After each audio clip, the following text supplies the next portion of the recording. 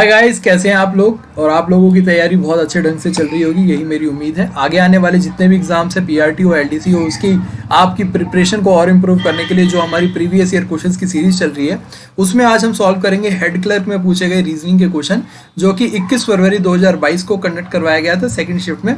चलिए स्टार्ट करते हैं।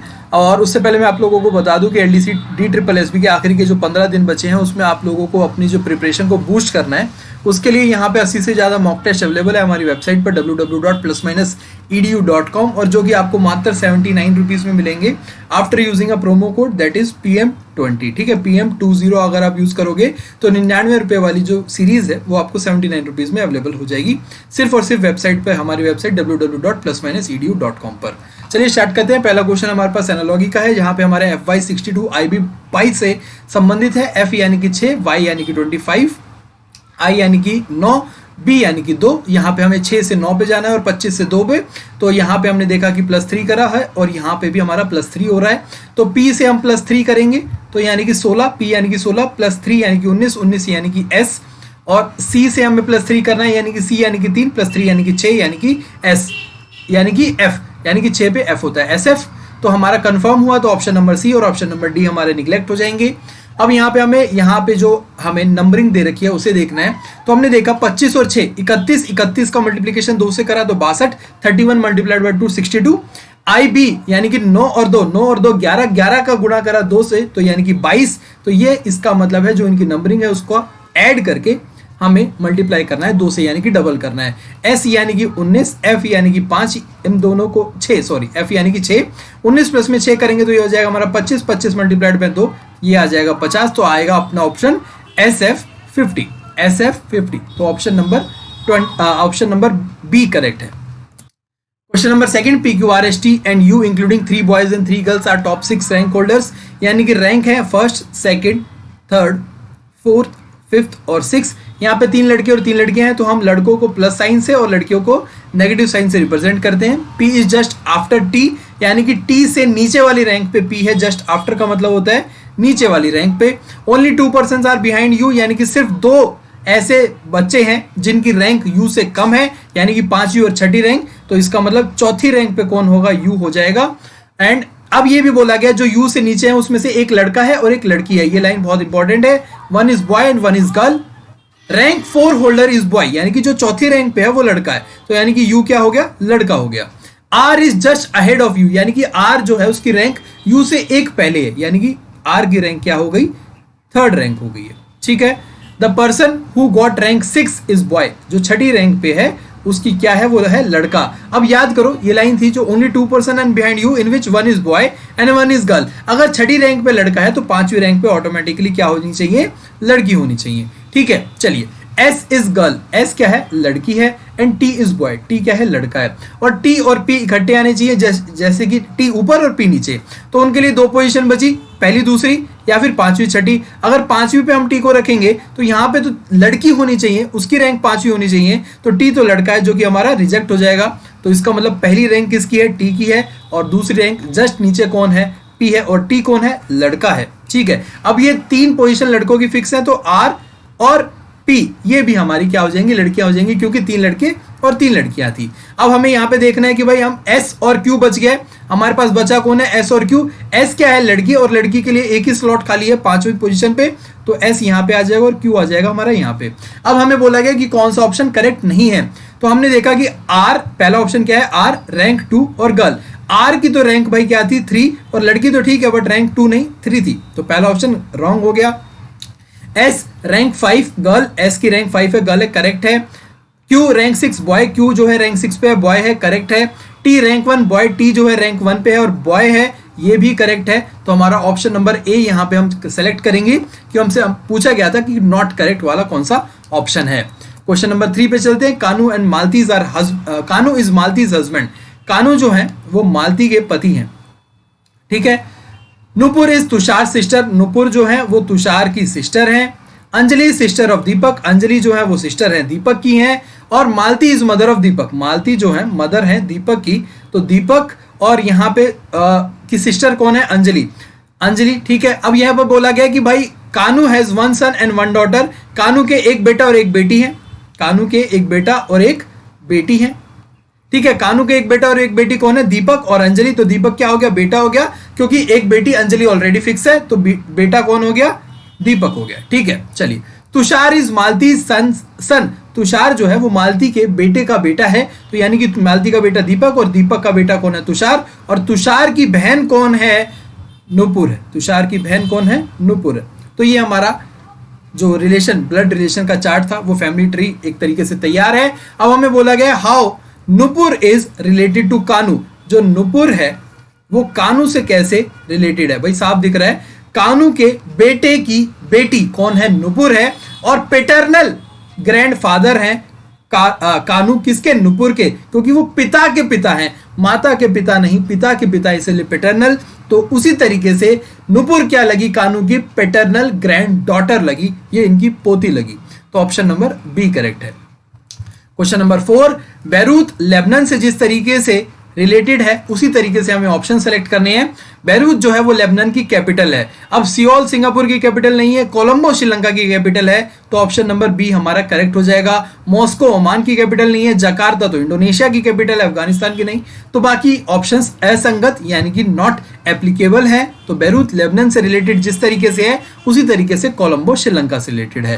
क्वेश्चन नंबर 5, यहां पे हमें लास्ट लाइन पढ़नी होती है, what do we obtain from cows. तो काउस से हमें क्या मिलता है? मिल्क मिलता है। और मिल्क को क्या कहा गया है वो देख लेते हैं। मिल्क को कहा गया है टॉफी कहा गया है। तो हमें क्या मिलेगा? काउस से टॉफी मिलेगी, क्योंकि इस कोड लैंग्वेज में ही हमें पढ़ना है। आगे चलते हैं question number 7। I guess question number 6 miss हो गया और वो एक पजल थी, तो कोई बात नहीं, वो मैं नेक्स्ट वीडियो में ले आऊंगा। तो यहाँ पे वो मिस हो गया, कोई दिक्कत नहीं है। आज जो हमारे इस पूरी पावर पॉइंट प्रेजेंटेशन में जितने क्वेश्चन है वो कर लेते हैं, फिर नेक्स्ट जो वीडियो होगी उसमें वो क्वेश्चन ऐड कर लेंगे, कोई दिक्कत नहीं। चलिए इस क्वेश्चन को पढ़ते हैं।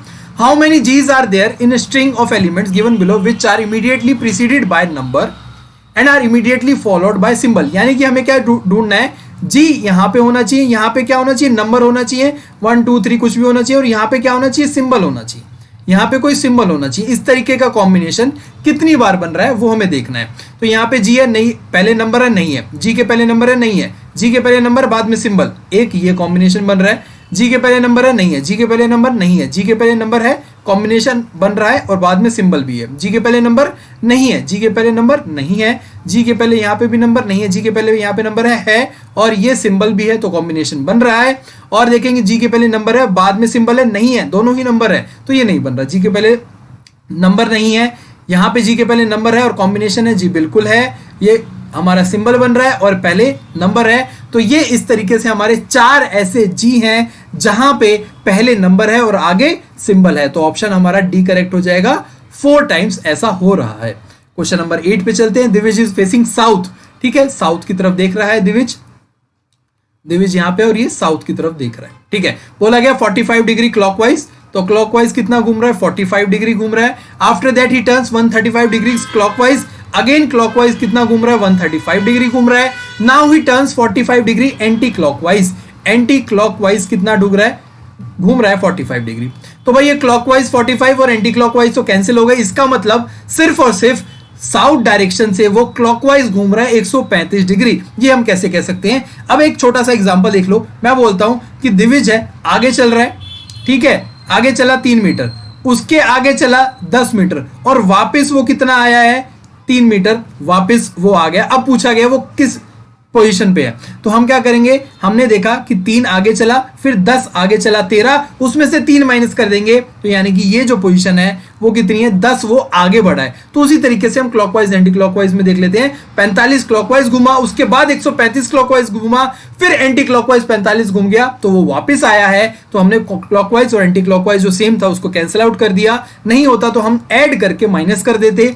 अब हमें देखना है कि भाई साउथ से क्लॉकवाइज घूमना है, साउथ से क्लॉकवाइज का मतलब है इस डायरेक्शन में घूमना है, और 135, तो अगर साउथ से देखो ये कितना हो जाता है? ये तो हो जाता है 90, और 90 में 135 के लिए हमें 45 डिग्री और घूमना होगा, तो ये हमारा कितना है? 45 डिग्री। तो ये टोटल कितना हो गया? 135 डिग्री हो गया। और ये जो डायरेक्शन है ये कौन सी डायरेक्शन है? तो ऊपर क्या होती है? नॉर्थ होती है। इधर क्या होती है भाई? इधर होती है वेस्ट। और इन दोनों के बीच में कौन सी डायरेक्शन होती है? नॉर्थ वेस्ट डायरेक्शन होती है।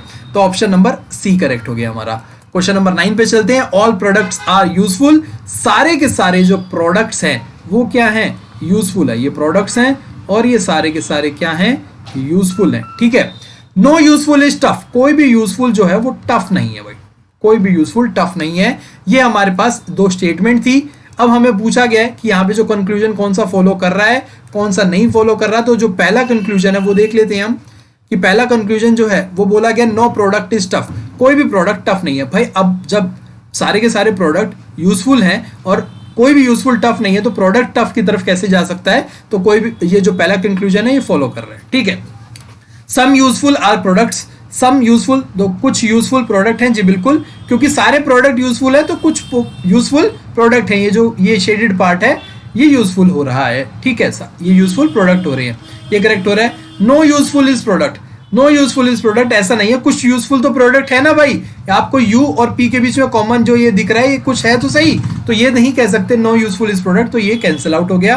तो only conclusion 1 and second follows, only conclusion 1 and second follows, option number A correct हो गया। Question number 10, N H T, और ये एक हमें इनइक्वालिटी का क्वेश्चन दे रखा है। Then which of the following conclusion is not correct, ये बोला गया है। G is greater than D, G से डी की तरफ चलेंगे, जी से डी की तरफ, ग्रेटर देन का साइन, ग्रेटर देन का साइन, जी से डी की तरफ चले तो जी ग्रेटर देन डी करेक्ट है। एन से जी की तरफ जाना है, एन इज ग्रेटर देन जी, तो यहां पे देखा भाई जी से एन की तरफ चले या फिर एन से जी की तरफ चले, तो पहले ही देखा ये तो लेस देन का साइन आ रहा है, तो ये तो एन ग्रेटर देन जी हो ही नहीं सकता, तो ये करेक्ट नहीं है। N T is greater than N, T से एन की तरफ चले ग्रेटर देन, तो ये करेक्ट है। T is greater than D, T से डी की तरफ चले, T is equal to G, और G is greater than F, F is greater than D, तो इसका मतलब क्या हुआ, T is greater than D, क्योंकि इक्वल टू और ग्रेटर देन के साइन में हम प्रायोरिटी किसको देंगे, ग्रेटर देन के साइन को देंगे, तो T is greater than D हो जाएगा। तो ऑप्शन नंबर डी भी हमारा करेक्ट है। पूछा क्या गया था, नॉट करेक्ट, तो ऑप्शन नंबर बी हमारा नॉट करेक्ट हो जाएगा। सेलेक्ट हमें ऑप्शन नंबर बी को करना है। नेक्स्ट क्वेश्चन हमारे पास अगेन ब्लड रिलेशन का क्वेश्चन है, जो कि कोडेड ब्लड रिलेशन है। यहाँ पे कुछ हमें बातें दी गई हैं, उसके बाद ये हमें स्टेटमेंट दे दी गई और पूछा गया है how G is related to D. चलिए देखते हैं एक एक करके।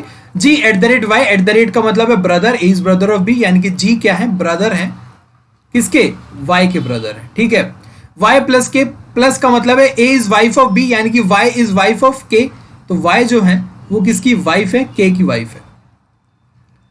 के एंड एच, एंड का क्या मतलब है, ए इज फादर ऑफ बी, यानी कि के इज फादर, किसके फादर है, एच के फादर है। एच हैश सी, हैश का क्या मतलब है, ए इज सिस्टर ऑफ बी, यानी कि एच जो है सिस्टर है किसकी, सी की, एच क्या है, सिस्टर है सी की। And C at the rate D, C at the rate D का क्या मतलब है, एट द रेट का मतलब था ब्रदर, तो सी इज ब्रदर ऑफ बी, यानी कि सी इज ब्रदर ऑफ डी। सी किसके भाई हैं, डी के भाई है। सी किसके भाई हैं, डी के भाई है। अब पूछा गया जी से डी कैसे रिलेटेड है, डी से जी इज रिलेटेड टू डी। अब यहां पे किसके बारे में पूछा गया, डी के बारे में और जी के बारे में पूछा गया है। तो डी कौन है भाई, और जी कौन है, डी की माता कौन है, वाई, और वाई के भाई कौन है, जी, क्योंकि डी किसकी भाई या बहन है, सी के, सी किसके बेटे हैं, के, तो डी भी किसके बेटे हुए, के, और के की पत्नी कौन है, वाई, यानी कि माता जी कौन हुई डी की, वाई, और वाई के भाई कौन है, जी, यानी कि जी क्या है, मामा है, जी क्या है, मामा है। यहाँ पे मामा या फिर अंकल नहीं लिखा हुआ, तो मदर सिस्टर नहीं होगा, मदर्स ब्रदर होगा, mother's brother, option number D, क्योंकि जी क्या है, भाई है, तो ये है मदर्स ब्रदर मामा। नेक्स्ट क्वेश्चन हमारा एक सीटिंग अरेंजमेंट का क्वेश्चन है, जिसमें 7 गर्ल्स, यहाँ पे 7 लड़कियां बैठी गई हैं, यानी कि 1 2 3 4 5 6 और 7, ये 7 पोजीशन है। यहाँ पे बोला गया है कि सेम डायरेक्शन में बैठी हुई है। 4 girls are sitting between Q and P, Q और पी के बीच में 4 लड़कियां बैठी हुई हैं, 3 और 4 लड़कियां यहाँ पे बैठी हुई हैं। M is exactly in the middle, M क्या है, मिडल में, यानी कि 7 है, 7 का मिडल क्या होगा, ये प्लेस मिडल होगा, 3 इधर 3 इधर, यहाँ पे बैठी होगी M। K is second to the right of O, O के सेकंड टू द राइट, यानी कि राइट साइड ये है, और यहाँ पे सेकंड टू द राइट का मतलब है K यहाँ पे होगा। L is second to the right of K, K के सेकंड राइट में कौन है, फर्स्ट राइट सेकंड राइट, यहाँ पे कौन है, L है। Only N is between L and P, L और P के बीच में N है, तो P तो इस साइड नहीं होगा, P इस साइड होगा, P यहाँ पे होगा, और इन दोनों के बीच में कौन है, N बैठा हुआ है, इन दोनों के बीच में कौन बैठा हुआ है, N। अभी हमने देखा था Q और P के बीच में 4 लोग बैठे होने चाहिए, Q और P के बीच में, तो Q और P 1 2 3 4 ये लोग हो गए, तो यहाँ पे कौन आ जाएगा, Q आ जाएगा, यहाँ पे कौन आ जाएगा, क्यू आ जाएगा। तो ये क्या बन गया हमारा, ये बन गया पी एन एल, फिर यहाँ पे आ जाएगा के, यहाँ पे आ गया क्यू और यहाँ पे आ गया ओ। तो अब हमसे पूछा गया के और एल के बीच में कौन बैठा हुआ है, के और एल के बीच में बैठे हुए हैं एम, तो यहाँ पे ए ऑप्शन करेक्ट हो जाएगा। Question number 13, P Q R S T lives on different floor. 5 floor है यहाँ पे, तो फ्लोर 1 सॉरी ये तो 5th फ्लोर होगा, 4th floor, 3rd floor, 2nd floor और ये 1st फ्लोर है। S lives on just above floor of Q, S यहाँ पे तो क्यू का नीचे फ्लोर होना चाहिए।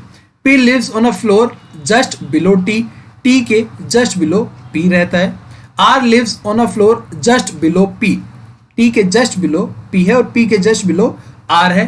Q lives on a floor just about T, Q कहाँ पे है, टी के जस्ट ऊपर है, तो क्यू अगर टी के जस्ट ऊपर है तो क्यू के जस्ट ऊपर कौन है, एस। तो यही हमारे पास 5 पोजीशन बन के तैयार होगी।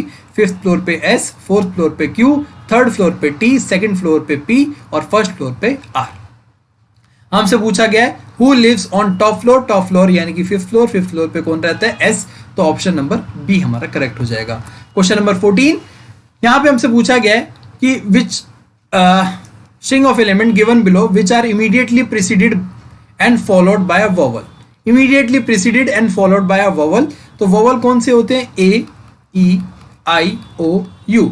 हमारे पास कोई एक ऐसा एलिमेंट होना चाहिए जिसके यहाँ पे भी vowel है और यहाँ पे भी vowel है। तो देख लेते हैं, फटाफट फाइंड कर लेते हैं। तो यहाँ पे हम देखते हैं ए ई आई ओ यू देखना है, तो यहाँ पे क्या है, कुछ नहीं है, यहाँ पे नहीं बन रहा, यू है और यहाँ पे ए है, तो ये एक हमारा एलिमेंट बन रहा है। ठीक है, आगे चले और फिर ए ई आई ओ पे चले, तो यहाँ पे तो नहीं है, ये भी इनकरेक्ट हो गया। ई 3 यू, तो हमारा एक ये भी बन रहा है। ठीक है, दोनों ही तरफ क्या है, वॉवल्स है। पी एस 5 ए आर 4 ये तो नहीं बन रहा हमारा, और यहाँ पे देखेंगे ई वी 6 ये भी नहीं बन रहा, एफ और फिर यहाँ पे देखा ओ 5 ई, तो ओ भी हमारा वोवल है और ई भी हमारा वोवल है, तो एक हमारा कॉम्बिनेशन ये बन रहा है। आगे चलते हैं, ई और इधर टी है तो ये नहीं बनेगा, ओ इधर 6 है तो ये भी नहीं बनेगा, के 6 तो आगे और कोई नहीं बन रहा। तो ये 3 कॉम्बिनेशन ऐसे बन रहे हैं जहां पे पहले भी वोवल है और बाद में भी वोवल है। संख्याएं पूछी गई है, हाउ मेनी नंबर्स पूछा गया, तो नंबर्स हमारा 3 और 5 यहाँ पे हमारे ऐसे नंबर्स हैं जो कि जिनसे पहले वॉवल्स है और जिनके बाद भी वॉवल है। तो यानी कि ये कितनी कॉम्बिनेशन बने, 3 कॉम्बिनेशन बने, तो ऑप्शन नंबर 2 करेक्ट होगा। क्वेश्चन नंबर 15 देख लेते हैं। 2 persons P and Q are standing in a park facing each other. If shadow of P falls to the right of Q at evening time, evening time पे भाई सन किस तरफ होता है, हमारा सन होता है हमारा वेस्ट में, sun rises in the east sets in west, तो वेस्ट साइड में हमारा सन होता है। अगर किसी यहाँ पे देखो क्या बोला गया, shadow of P falls right of Q, Q अगर हमारा यहाँ पे है और उसकी शैडो उसके राइट साइड पे पड़ रही है, किसकी शैडो, पी की शैडो, किसकी शैडो, पी की शैडो, तो इसका मतलब हमारा सूरज इधर है, राइट साइड इधर है, तो राइट किसका राइट होगा, क्यू का राइट। क्यू का राइट किस तरफ है, इस तरफ है, ये वाली साइड क्या है, क्यू का राइट, तो इसका मतलब क्यू कहाँ देख रहा है, ऊपर की तरफ देख रहा है, तभी ये राइट साइड होगी और ये वाली साइड लेफ्ट होगी। अगर नीचे देख रहा होता तो ये वाली साइड क्या हो जाती, लेफ्ट होती। तो इसका मतलब पी कहाँ पे देख रहा है, पी देख रहा है नीचे, क्यू देख रहा है ऊपर, तभी तो क्यू के राइट साइड, अगर क्यू की पी की शैडो कहाँ है, इस साइड पड़ेगी, और ये साइड कौन सी है, क्यू का राइट है, कौन सी है, क्यू का राइट। क्यू का राइट तभी होगा जब क्यू ऊपर की तरफ देख रहा होगा। हमसे पूछा गया in which direction Q is facing, ऊपर वाली डायरेक्शन कौन सी होती है, नॉर्थ, ऊपर क्या होता है, नॉर्थ, तो ऑप्शन नंबर डी करेक्ट हो जाएगा। Question number 16, Avadhesh start walking from his home and goes 24 metres toward north, north की तरफ 24 मीटर जाता है, 24 मीटर ये चला नॉर्थ की तरफ। Then he turns right, right की तरफ मुड़ जाता है एंड वॉक 29 मीटर, ये 29 मीटर यहाँ पे राइट की तरफ मुड़ा है। After that he turns right again and walk 67 meter, ये 67 मीटर वो चलता है। And then he turns left and walk 32 meters, ये यहाँ पे 32 मीटर्स चलता है। He finally turns left and walk 43 meters, ये हमारा 43 मीटर्स यहाँ पे लेफ्ट मुड़ने के बाद वो चला। टू रीच इज ऑफिस, ये कहाँ पे ऑफिस पहुंच गया है और ये क्या था, होम था। अब हमें पूछा गया how far and in which direction is office is. हम होम से हमें ऑफिस देखना है तो किस डायरेक्शन में है। तो यहाँ पे देखो कि अगर ये 43 है तो ये कितना हो जाएगा 24, तो 24 बराबर हो गया, तो यानी कि स्ट्रेट लाइन हो जाएगी। तो ये कितना है 29 और ये कितना होगा, ये हो जाएगा 32, तो 32 प्लस में 29 यानी कि 9 2 11 और ये 3 और 3 61 मीटर वो चला होगा। तो ऑप्शन सी और ऑप्शन डी तो इनकरेक्ट हो गए। और ये साइड कौन सी है, ये ईस्ट साइड है। ये साइड कौन सी है, ये ईस्ट साइड है। तो यहाँ पे 61 मीटर ईस्ट, यानी कि ऑप्शन नंबर बी करेक्ट होगा हमारा, ऑप्शन नंबर बी करेक्ट होगा हमारा। क्वेश्चन नंबर 17 में देखते हैं, बोला गया रॉन्ग नंबर फाइंड करना है। 27 से हमें 50 तक गए तो यहाँ पे आया 23, 50 से 79 की तरफ गए तो ये आ गया हमारा कितना डिफरेंस आया 29 का डिफरेंस। 17 से 110 की तरफ गए तो यहाँ पे हमारा डिफरेंस आया 31 का डिफरेंस आया है हमारा, ठीक है 31 का डिफरेंस। 110 से 47 की तरफ गए तो ये हमारे पास 37 का डिफरेंस आया है। 147 से 190 की तरफ गए तो ये हमारा 43 का डिफरेंस आया है। और 190 से 231 की तरफ गए तो 41 का डिफरेंस आया है। तो डिफरेंस से तो हमें कुछ समझ आ नहीं रहा, बट हमने ध्यान से देखा तो हमने देखा 23 प्राइम नंबर, उससे अगला प्राइम नंबर 29, उससे अगला 31, उससे अगला 37 और 37 से अगला प्राइम नंबर क्या है 41। तो यहाँ पे 41 होना चाहिए था, ना कि 43 होना चाहिए था। और 43 से अगला प्राइम नंबर क्या है 41 से अगला प्राइम नंबर 43। तो यानी कि यहाँ पे हमारा 141 में हमें ऐड कितना करना चाहिए था 41, ना कि 43। तो ये होना चाहिए था 188 आना चाहिए था, ना कि 190 आना चाहिए था। तो रॉन्ग नंबर कौन सा हो गया 190 हो गया। और हम ये भी चेक कर सकते हैं अगर 188 में 43 ऐड करेंगे, क्योंकि 41 के बाद नेक्स्ट प्राइम नंबर 43, तो वही ऐड होगा, 43 ऐड करेंगे तो ये आ जाएगा हमारा 231, जो कि यहाँ पे ये करेक्ट पोजीशन है। तो 231 करेक्ट है, 147 करेक्ट है, रॉन्ग कौन सी है 190 रॉन्ग है। तो ऑप्शन नंबर सी हमारा करेक्ट हो जाएगा। क्वेश्चन नंबर 18 यहाँ पे बोला गया 12 6 16 192। तो साफ दिख रहा है हमें कि 12 का अगर मल्टीप्लाई 16 से करेंगे तो 192 आएगा। तो उसी तरीके से अगर 14 की मल्टीप्लिकेशन 16 से करेंगे तो 224 हमारा आंसर आएगा। ऑप्शन नंबर ए ही करेक्ट हो जाएगा हमारा। क्वेश्चन नंबर 19 यही आप लोगों के लिए क्वेश्चन, जैसा कि हर वीडियो में होमवर्क होता है तो इस तरीके के क्वेश्चन मैं बहुत सारे आप लोगों को करवा चुका हूं। तो ये क्वेश्चन आप लोगों के लिए होमवर्क है, तो प्लीज आप इस क्वेश्चन का आंसर निकाल के कमेंट करना ना भूलें। हर वीडियो में आप लोगों के बहुत सारे कमेंट आते हैं, कुछ सही कुछ गलत, तो सही होते हैं उनको मैं जरूर बताता हूं, गलत वालों को और ज्यादा नेसेसरली बताता हूं कि ये आपका गलत था, प्लीज आप सही आंसर ढूंढिए। तो ये जो उसका फिर सही सॉल्यूशन भी आप लोगों को प्रोवाइड करता हूं। तो इस क्वेश्चन का आंसर भी आप लोग जरूर करके बताना, ऑप्शन बताना है 19वें का कौन सा सही है। क्वेश्चन नंबर 20 पे चलते हैं। यहाँ पे हमें क्वेश्चन मार्क दिया गया है, तो हम देखते हैं वही 36 से 72 पे गए, कितना ऐड करा 36 का।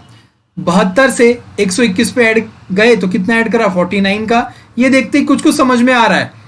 121 से 185 तक गए, 185 तक गए तो कितना ऐड करा 64 का ऐड करा। ये देखते तो बिल्कुल ही समझ में आ गया कि भाई ये 6 का स्क्वायर है, ये 7 का स्क्वायर है, ये 8 का स्क्वायर है, यहाँ पे 9 का स्क्वायर होगा और यहाँ पे कितना होगा 10 का स्क्वायर, यानी कि 266 में हमें 10 का स्क्वायर 100 ऐड करना है। तो 266 में 100 ऐड करेंगे तो कितना आ जाएगा 366। ये हमारा ऑप्शन नंबर ए करेक्ट हो जाएगा। तो ये थे हमारे 20 क्वेश्चन। उम्मीद है कि आप लोगों को समझ में आए होंगे और सारी डिटेल, एक एक क्वेश्चन का डिटेल सॉल्यूशन आप लोगों को मिला होगा। और जितने साथी LDC 44/21 के मॉक टेस्ट से और ज़्यादा मेहनत प्रिपरेशन करना चाहते हैं, उनके लिए 79 रुपीज़ में अगर आप कोड यूज़ करेंगे PM20 का तो आपको 20% ऑफ मिलेगा, जो कि पहले 99 का था, अब 79 रुपीज़ का जो पूरा टेस्ट सीरीज पूरा बंडल आप लोगों को मिल जाएगा। और इसकी ज़्यादा डिटेल आप लोगों को मेरे साथ बात करके टेलीग्राम पे मिल जाएगी। टेलीग्राम पे मैसेज कर सकते हैं या फिर कमेंट बॉक्स में कमेंट करके पूछ सकते हैं।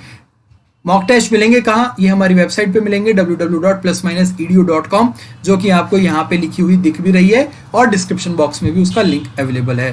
Thank you so much. ऐसे ही अपना टाइम और सेव करते रहें, वीडियो को कम से कम टाइम में देखिए, ज़्यादा से ज़्यादा रिवीजन करें और हो सके तो हर एक क्वेश्चन को खुद से सॉल्व करने की कोशिश करें, तभी आपके ये क्वेश्चन पक्के हो जाएंगे और आपके अगर एग्जाम में ऐसा क्वेश्चन आएगा तो आपको ज़्यादा टाइम नहीं लगेगा।